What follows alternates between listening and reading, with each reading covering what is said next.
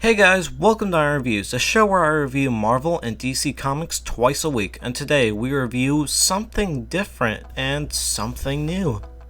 We're reviewing a TV show, and this TV show is Samurai Jack Season 5, Episode 1. That's right, Samurai Jack returns for its 5th and final season. And we're going to be doing this review kinda differently. I'm going to give you a synopsis of the episode, and then I'm going to tell you what I thought about the episode and what I thought about certain events. So I kinda suggest watching the episode first before watching this episode, so just a reminder. So here's the synopsis for Episode 1. It's been 50 years since we last saw Samurai Jack, and time has not been kind to him. A coup has destroyed every time portal in the future, and Jack has stopped aging, a side effect of time travel. It seems he is cursed to just roam the land for all eternity, and his past haunts him, as well as a cult of assassins dedicated to killing him for a coup's glory. This episode is honestly really good. I mean, I don't really know where to start with moments. I mean, first off, I actually kind of want to talk about his past haunting him, and that's really interesting to see because we get to see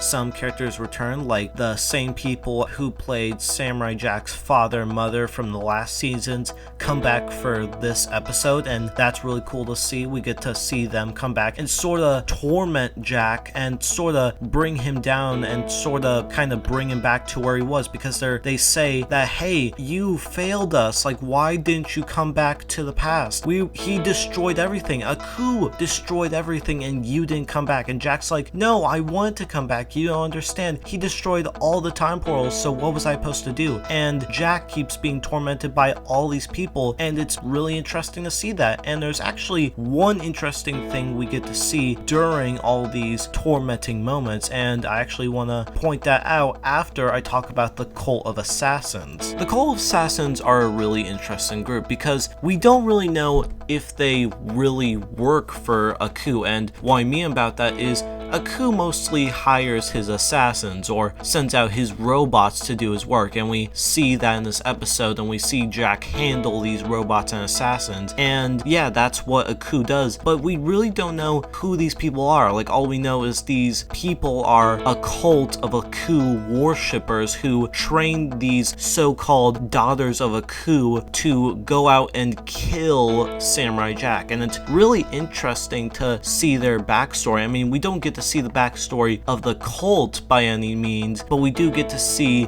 the backstory of the children. We get to see their training. We get to see what they were training for, like how hard their training was. In fact, one of the daughters was actually really abused. Like, she went out to go see the light, and the Grand Priestess was like, yeah, like that's what our master gave us, but the big bad assassins out there, I mean the big bad samurais out there, and he's gonna destroy all of it, so get back to your training. And she just abuses her. I mean not abuse her, but kind of trains her really hard and really brutal, but not as brutal as, well, most of the things in this series. Well, most of the things like blood and all that and whatever, but it's really interesting to see that, and I kind of really want to see more of their past, and I kind of want to see how these characters felt about their training. I mean, we kind of saw that they were scared and didn't really know what to do, but they did know what to do, but they were just not skilled yet until they were fully trained at the end of the episode. The next thing I want to talk about is it kind of relates to Jack being tormented by the sins of his past, but it kind of doesn't. It kind of appears during these little torment scenes, and apparently we see this strange green aura horseman with strange green eyes, and apparently when Jack sees this, he just gets scared outright, more scared than him being haunted by the sins of his past. And it's really interesting because maybe this is what Jack sees himself as now. Maybe he's seeing himself being turned into this horseman, or maybe this is some threat a coup sent, or maybe just some threat in general. Maybe this has something to do with the Cult of Assassins. I really don't know, but it's really interesting to see that this scares him more than the assassins or a coup. I mean, maybe you guys don't find it interesting. I mean, I personally find it interesting, and I personally want to find out about this, because before I really didn't get it. I just thought like, oh, this is what Jack's turning into. Like, he sees himself as this, but as I heard like some theories and about this,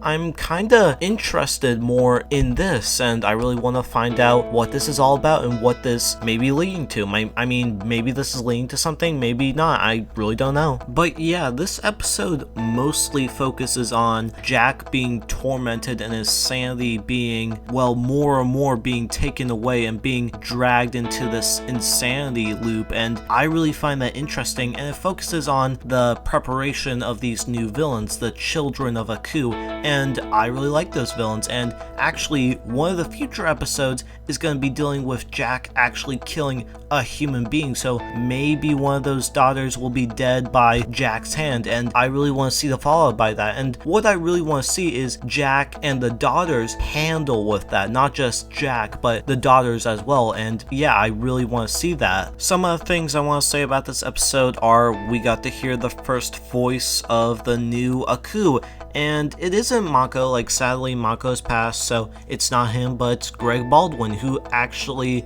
fun fact, voiced Uncle Iroh for Legend of Korra, so it's nice to know he kinda went up for that role for both those roles, and we get to hear him a little bit, not much, but we get to hear him a little bit during the fight between Jack and the Tom Kenny assassin, who, I forgot his name, but sort of a music guy, like a scat guy, who's actually kind of funny and brings that little joy into Samurai Jack. Like, we still get that comedy from the assassins, and that's really cool.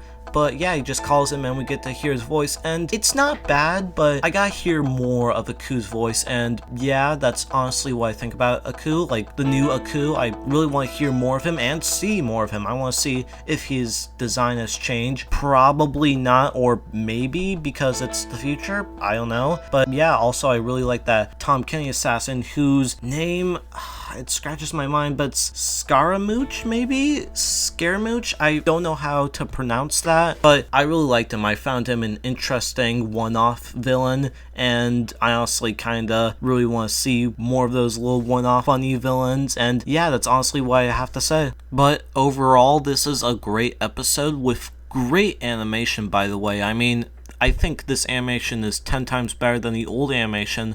I mean, the old animation was good, but with the technology they have now, they can do more. But honestly, besides that, great episode, great plot, and great setup for the next episode. I think I'd give this a 10 out of 10. It's a really great episode, and I highly recommend it to you. Hey guys, thanks for watching, and make sure to like, comment, and subscribe for more Iron reviews, and check out my Twitter at IronHulk018. My name's August, and until then.